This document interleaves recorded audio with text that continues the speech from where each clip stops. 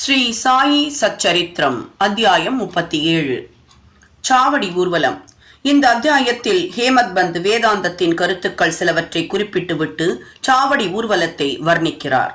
முன்னுரை.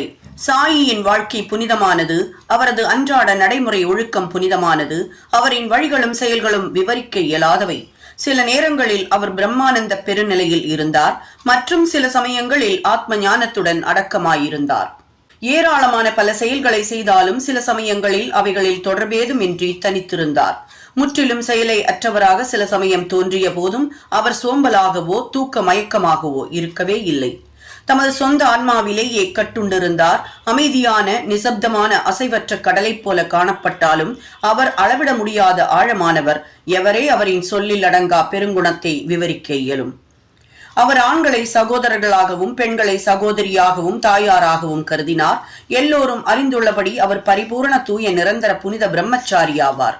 அவர்தம் கூட்டுறவால் நாம் பெறும் ஞானமானது நிரந்தரமாக நம்மிடம் திகழட்டும். அவர்தம் பாதங்களுக்கு எப்போதும் முழுமையான பக்தியுடன் சேவை செய்வோம். அவரை அனைத்து ஜீவராசிகளிடமும் காண்போம். அவர் நாமத்தை எப்போதும் விரும்புவோம். ஹேமத் பந்த் தாமே விலகி செல்வதாக கருதும் வேதாந்தத்தின் சில தலைப்புகளில் நீண்ட விளக்க உரை புரிந்த பின்னர் சாவடி ஊர்வலத்தை விவரிக்க செல்கிறார். சாவடி ஊர்வலம் பாபாவின் படுக்கையறை முன்னமே விவரிக்கப்பட்டது. ஒரு நாள் அவர் மசூதியில் தூங்கினார். மறுநாள் சாவடியில், அதாவது மசூதிக்கு அருகில் ஓரிரண்டு அறைகள் உள்ள கட்டிடத்தில் தூங்கினார். இவ்வாறு மாறி மாறி தூங்குவது பாபா மகா சமாதி அடையும் வரை நடைபெற்றது. 1909 டிசம்பர் 10 முதல் அடியார்கள் பாபாவுக்கு சாவடியிலேயே முறையான வழிபாடு செய்ய தொடங்கினர். சாவடிக்கு போகும் முறை வந்ததும் மக்கள் மசூதியை சூழ்ந்து கொள்வர். மண்டபத்தில் சில மணி நேரம் பஜனை செய்வர். அவர்களுக்கு பின்னால் துளசி பிருந்தாவனத்தின் வடதிசைக்கும் பாபாவின் முன்பும் உள்ள இடைப்பட்ட இடத்தில் ஒரு அழகிய ரதம் இருந்தது. பஜனையில் விருப்பமுள்ள மக்கள் இருந்தனர். பஜனையில் விருப்பமுள்ள ஆண்களும் பெண்களும் உரிய நேரத்தில் வந்தனர். தங்கள் கைகளில் தால், அதாவது ஜால்ரா, சப்பலாக்கட்டை, கர்த்தால், அதாவது கஞ்சிரா, மிருதங்கம், கோல், அதாவது டோலக்கு முதலிய இன்னிசை கருவிகளை வைத்துக் கொண்டு பஜனை நடத்தினர். அங்குள்ள அடியவர்களை எல்லாம் ஈர்த்து இழுத்த காந்தம் சாய்பாபா ஆவார். புறத்தே உள்ள திண்ணையில் சிலர் தங்கள் தீவட்டிகளை ஒழுங்குபடுத்தினர். சிலர் பல்லக்கை அலங்கரித்தனர். சிலர் தங்கள் கைகளில் பிரம்பு குச்சியை வைத்துக் கொண்டு பாபாவிற்கு ஜெயகோஷம் செய்து கொண்டிருந்தனர். மசூதியின் மூலையானது ஜோடனை துணிகளால் அலங்கரிக்கப்பட்டது. மசூதியை சுற்றிலும் எரியும் விளக்குகளின் வரிசை தங்கள் ஒளியை சிந்தின. ஷியாம் கர்னா என்ற பாபாவின் குதிரை முழுவதுமாக அலங்கரிக்கப்பட்டு வெளியே நின்று கொண்டிருந்தது. பின்னர் தாத்தியா பாட்டில் சில ஆட்களுடன் பாபாவிடம் வந்து அவரை தயாராகும்படி கேட்டுக்கொள்கிறார். தாத்தியா வந்து தனது கைகளை பாபாவின் அக்குளில் கொடுத்து அவருக்கு உதவி செய்யும் வரை பாபா அமைதியாக உட்கார்ந்திருப்பார். தாத்தியா பாபாவை மாமா என்றழைத்தார். உண்மையில் அவர்களது உறவு மிக மிக நெருக்கமானது. தமது உடம்பில் பாபா வழக்கமான கப்னியை அணிந்து சட்காவை, அதாவது சிறு தடி, தமது அக்குளில் வைத்துக் கொண்டு தம் சில்லிம், அதாவது புகைப்பிடிக்கும் மண்குழாய், புகையிலை இவற்றோடு ஒரு துணி தோளில் போட்டுக்கொண்டு கிளம்ப ஆயத்தமாகிறார். பின்னர் தாத்தியா பொன்னால் எம்ப்ராய்டரி வேலை செய்யப்பட்ட ஒரு அழகிய சால்வையை அவர் மீது அணிவித்தார். இதன் பின் பாபா பின்னால் இருக்கும் விறகு கட்டைகளை தமது வலது கால் கட்டை விரலால் சிறிது இழுத்து வலது கையால் எரிந்து கொண்டிருக்கும் விளக்கை அணைத்துவிட்டு சாவடிக்கு புறப்படுகிறார். டாஷே, அதாவது முரசு, பேண்டு, சங்குகள், மிருதங்கம் முதலிய எல்லா விதமான இசைக்கருவிகளும் தங்கள் விதவிதமான ஒலிகளை எழுப்புகின்றன. வான வேடிக்கைகள் மாறுபாடான வெவ்வேறு வகையான வர்ண ஜால காட்சிகளை காட்டுகின்றன. வீணை, மிருதங்கத்துடன் இணைந்து ஆண்களும் பெண்களும் பஜனை செய்து கொண்டு பாபாவின் பெயரை பாடிக்கொண்டு நடக்க துவங்குகிறார்கள். சிலர் மகிழ்ச்சியால் நடனமாடினர். சிலர் பல வகையான கொடிகளையும் கம்புகளையும் எடுத்து செல்கின்றனர். மசூதியின் படிகளுக்கு பாபா வந்ததும் பல்தாரர்கள் பாபாவுக்கு கட்டியம் கூறினர். பாபாவின் 2 பக்கங்களிலும் சாமரம் பிடித்துக் கொண்டிருப்பவர்களும் விசிறுபவர்களும் நின்று கொண்டிருந்தனர். அடியவர்களின் கைகளால் தாங்கப்பட்டவாறே பாபா நடந்து வரும் வழியில் துணி மடிப்புகள் விரிக்கப்பட்டிருந்தன. தாத்தியா பாட்டில் அவரது இடது கையையும் மகள் சாபதி வலது கையையும் பாபா சாஹிப் ஜோக் அவர் தலைமீது குடையையும் பிடித்திருந்தனர். இந்த விதமாக பாபா சாவடிக்கு நடந்து செல்கிறார். முழுமையும் அலங்கரிக்கப்பட்ட ஷியாம் கர்னா என்ற சிவப்பு குதிரை வழிவகுத்துக் கொண்டு சென்றது. அதன் பின் பல்லக்கு, துக்கிகள், ஏவலாட்கள், இசைப்பாடுவோர் மற்றும் அடியவர் கும்பலும் வந்தனர். ஹரி நாமமும் சாயி நாமமும் இசையுடன் இணைந்து குரலொளி வானை பிளந்தது. இவ்விதமாக ஊர்வலம் வீதி முனையை அடைந்தது. இந்த கூட்டத்தில் கலந்து கொண்ட யாவரும் மிக்க மகிழ்ச்சி அடைந்து களிப்புடன் காணப்பட்டனர். வீதியின் இந்த முனைக்கு வந்ததும் பாபா சாவடியை நோக்கி நின்று கொண்டார். ஒரு தெய்வீக ஒளியுடன் அவர் பிரகாசித்தார். அதிகாலையைப் போன்றோ உதய சூரியனின் பிரபையைப் போன்றோ அவர் முகம் சுடரொளி வீசியது. ஒருமுகப்பட்ட மனதுடன் பாபா அங்கு யாரையோ கூப்பிடுவோர் போல வடக்கு திக்கை நோக்கி நிற்கிறார். எல்லா இசைக்கருவிகளும் ஒலித்துக் கொண்டிருக்கும் போது பாபா தமது வலது கையை மேலும் கீழும் சிறிது நேரம் அசைக்கிறார். இந்த நேரம் காகா சாஹேப் தீக்ஷித் குலால் என்ற சிவப்பு பொடியுடன் கலந்த மலர்களை கொண்ட வெள்ளி தட்டுடன் முன்னே வந்து அவைகளை பாபாவின் திருமேனியில் அடிக்கடி தூவினார். இந்த தருணத்தில் இன்னிசை கருவிகள் மிகச்சிறப்பாக ஒலித்தன. பாபாவின் முகம் நிலையுறுதியான அதிகரிக்கப்பட்ட காந்தியுடனும் அழகுடனும் கதிரை உமிழ்ந்தது. எல்லா மக்களும் இந்த ஜோதியை தங்கள் மன நிறைவு கொள்ளும் வரை பருகுகிறார்கள். இந்த நிகழ்ச்சியின் காட்சியையும் உயர்வான கீர்த்தியையும் விவரிக்க வார்த்தைகள் தவறிவிடுகின்றன. சில சமயங்களில் மகள் சாவதி ஏதோ ஒரு ஆவேசம் பிடித்தவர் போல ஆடுகிறார். அதனால் பாபாவின் ஏகாகிர சித்தம், அதாவது கவனம் சிறிதளவும் கலைக்கப்படாதது கண்டு அனைவரும் அதிசயித்தனர். தமது கையில் விளக்குடன் தாத்தியா பாட்டில் பாபாவின் இடப்புறத்திலும் பகத் மகள் சாவதி வலப்புறத்திலும் பாபாவின் ஆடையின் நுனியை பிடித்துக் கொண்டு வருகிறார்கள். எத்தகைய சுந்தர ஊர்வலம்! எத்தகைய பக்தியின் பாங்குகள்!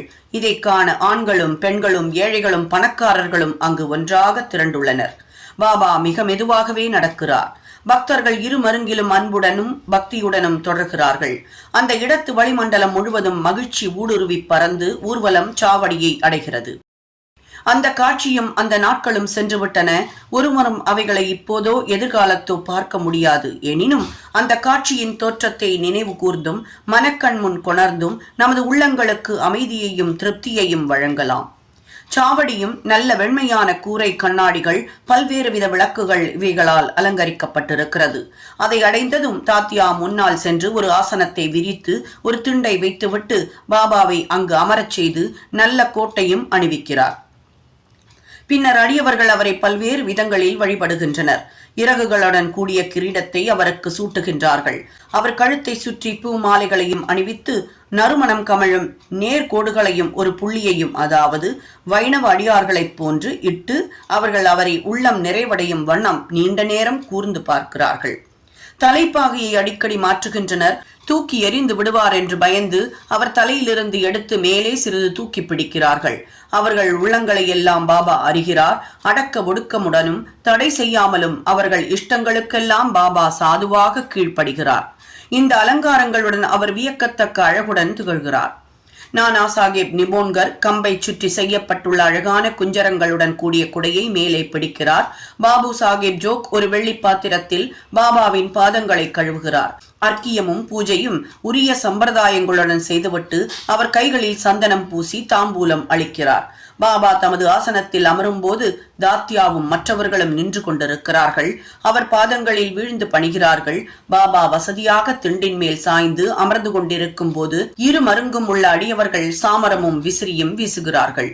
பின்னர் ஷியாமா சில்லிம், அதாவது புகைப்பிடிக்கும் மண்குழாய் தயார் செய்து அதை தாத்தியா பாட்டீலின் கையில் கொடுக்க அவர் அதை தமது சுவாசத்தால் ஒருமுறை உறிஞ்சிய பின்னர் பாபாவிடம் கொடுக்கிறார். பாபா புகைத்த பின்னர் அது பகத் மகள் சாவதியிடம் கொடுக்கப்பட்டு பின்னர் சுற்றி எல்லோரிடமும் வழங்கப்படும். ஜடமான சில்லும் புனிதமாக்கப்பட்டது. அது பலவித தண்டனைகளுக்கும் துயரங்களுக்கும் ஆட்பட வேண்டியிருக்கிறது. குயவர்களால் மிதியுண்டும் வெயிலில் காய வைக்கப்பட்டும் நெருப்பில் சுடப்பட்டும் இருப்பினும் பாபாவின் கைகளில் படுவதற்கும் அவரின் முத்தத்தை பெறுவதற்கும் அது நல்ல அதிர்ஷ்டம் பெற்றிருக்கிறது. இதன் பின்னர் விழா முடிவடைந்து பூமாலையை பாபாவின் கழுத்தில் அடியவர்கள் அணிவிக்கிறார்கள். பூச்செண்டும் அளிக்கிறார்கள். உணர்வு வசமுறா நடுநிலைமையின் அவாவின்மையின் அவதாரமாகிய சாயி அட்டிகை அணிமணிகள் பூமாலைகள் மற்றும் பல அலங்காரங்கள் இவைகளை பற்றியெல்லாம் எள்ளளவும் கவலைப்படுவதில்லை. ஆனால் தம் அடியவர்களிடம் உள்ள உண்மையான அன்பின் காரணமாக அவர்கள் தாங்கள் விரும்பிய வழிகளை கையாண்டு மகிழ்வடைய அனுமதித்தார். முடிவாக இன்னிசை கருவிகள் தங்கள் புனித ராகங்களை ஒலித்துக் கொண்டிருக்க பாபு சாஹேப் ஜோக் எல்லா சம்பிரதாயங்களுடனும் ஆரத்தி காண்பிக்கிறார். இந்த ஆரத்தி முடிவுற்றதும் அடியவர்கள் ஒவ்வொருவராக வணங்கி விடை பெற்றுக் கொண்டு வீடுகளுக்கு திரும்புகிறார்கள். தாத்தியா பாட்டில் அவருக்கு சில்லிம், பன்னீர், அத்தர், சென்ட் இவைகளை அளித்துவிட்டு புறப்படுவதற்காக எழும்போது பாபா அவரிடம் அன்பு ததும்ப, என்னை பார்த்துக்கொள், வேண்டுமானால் போ, இரவில் சில சமயங்களில் வந்து என்னை விசாரித்துக்கொள் என்று கூறுகிறார். சரி என விடையளித்துவிட்டு தாத்யா பாட்டீல் சாவடியை விட்டு வீட்டிற்கு செல்கிறார். பின்னர் பாபா தாமே படுக்கையை தயாரித்துக் கொள்கிறார். ஒன்றின் மேல் ஒன்றாக 50-60 வெள்ளை துண்டுகளை விரித்து படுக்கையை தயார் செய்து கொண்டு இளைப்பாற செல்கிறார். வாசகர்கள் ஒவ்வொரு நாளும் படுக்க போகும் முன்பு சாய்பாபாவையும் அவரது சாவடி ஊர்வலத்தையும் நினைவு கூறும்படியான வேண்டுகோளுடன் இந்த அத்தியாயத்தை முடித்து அனைவரும் இளைப்பாறுவோமாக. ஸ்ரீ சாயியை பணிக. அனைவருக்கும் சாந்தி நிலவட்டும். சாய் என்பர்கள் அனைவர் வீட்டிலையும் இருக்க வேண்டிய பொக்கிஷம் சாய் சச்சரித்ர புத்தகம் இருக்கோ இல்லையோ, இந்த ஒலி வடிவிலான சாய் சரித்ரா உங்களுடைய ஒவ்வொருவர் வீட்டிலையும் ஒலித்து உங்களுக்கு தேவையான சந்தோஷத்தையும் நிம்மதியையும் கொண்டு வந்து சேர்க்கணும் அப்படிங்கிறது மட்டும்தான் எங்களுடைய எண்ணம்.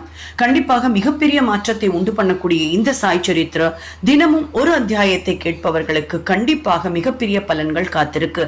51 அத்தியாயங்களும் தெளிவான உச்சரிப்புல, மிதமான வேகத்துல, சரியான விகிதத்துல கொடுத்து உங்களுக்கான சந்தோஷத்தையும் அள்ளி தரக்கூடிய இந்த சேனலை சப்ஸ்கிரைப் பண்ணாதவர்கள் கண்டிப்பா சப்ஸ்கிரைப் பண்ணி மற்றவர்களுக்கும் ஷேர் பண்ணுங்க. உங்களுடைய லைக் அண்ட் கமெண்ட்ஸ் கண்டிப்பா எங்களை உற்சாகம் ஊட்டும்.